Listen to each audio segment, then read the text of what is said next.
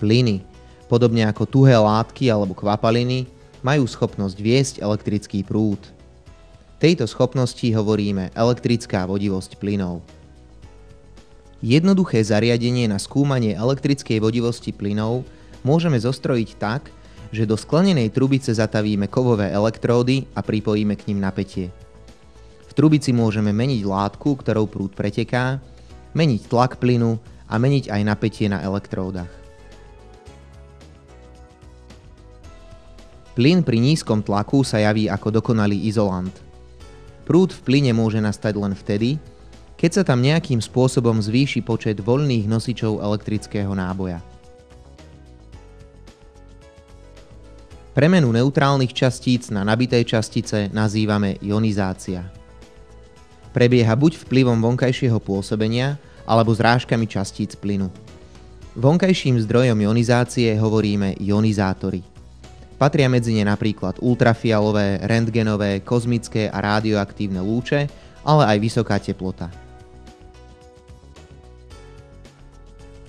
Vedenie prúdu v plynoch je často sprevádzané svetelnými efektmi. Svetielkovanie má rôzny charakter podľa druhu látky, tlaku a napätia. Je zaujímavé, že vodivosť plynu sa nepodriaďuje Ohmovmu zákonu.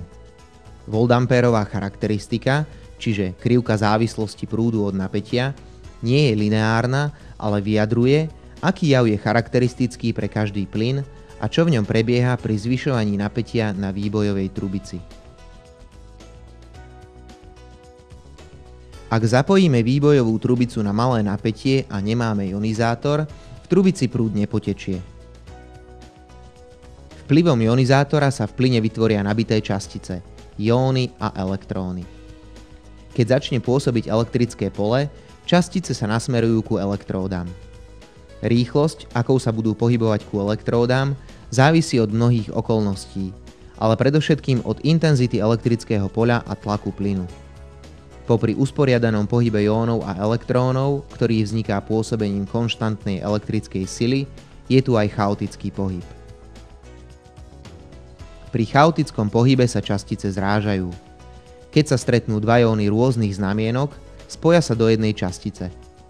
Vzniknutá nová častica sa spravidla stáva neutrálnou. Hovoríme, že dvojica častíc rekombinuje. Ionizáciou sa teda nabité častice tvoria a rekombináciou zanikajú.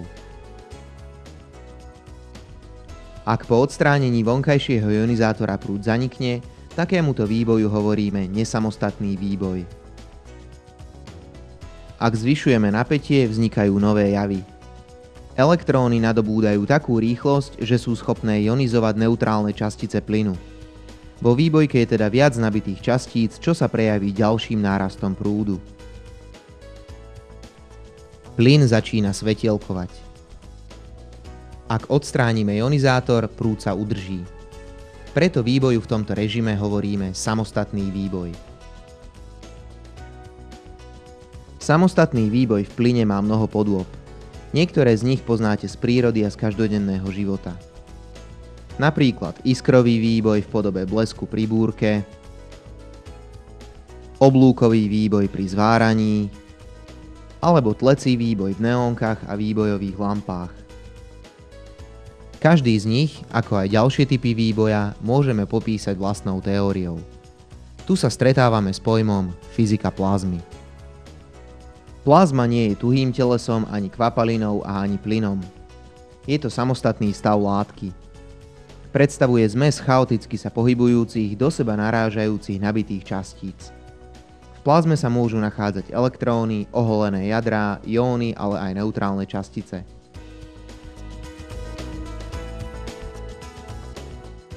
Fyzici rozlišujú horúcu a studenú plazmu. Horúca plazma dosahuje teploty miliónov stupňov Kelvina. Vyskytuje sa napríklad v hlbinách Slnka a hviezd. V studenej plazme majú nabité častice teploty od desiatok do stoviek tisíc stupňov. Typická studená plazma je napríklad plazma v tlecom výboji. S pojmom teplota treba však pri plazme narábať opatrne, pretože teplota elektrónov v tlecom výboji dosahuje desiatky tisíc stupňov Kelvina ale kladné jóny majú teplotu len niekoľko stoviek stupňov. V ďalšej časti prezentácie sa budeme venovať práve tleciemu výboju.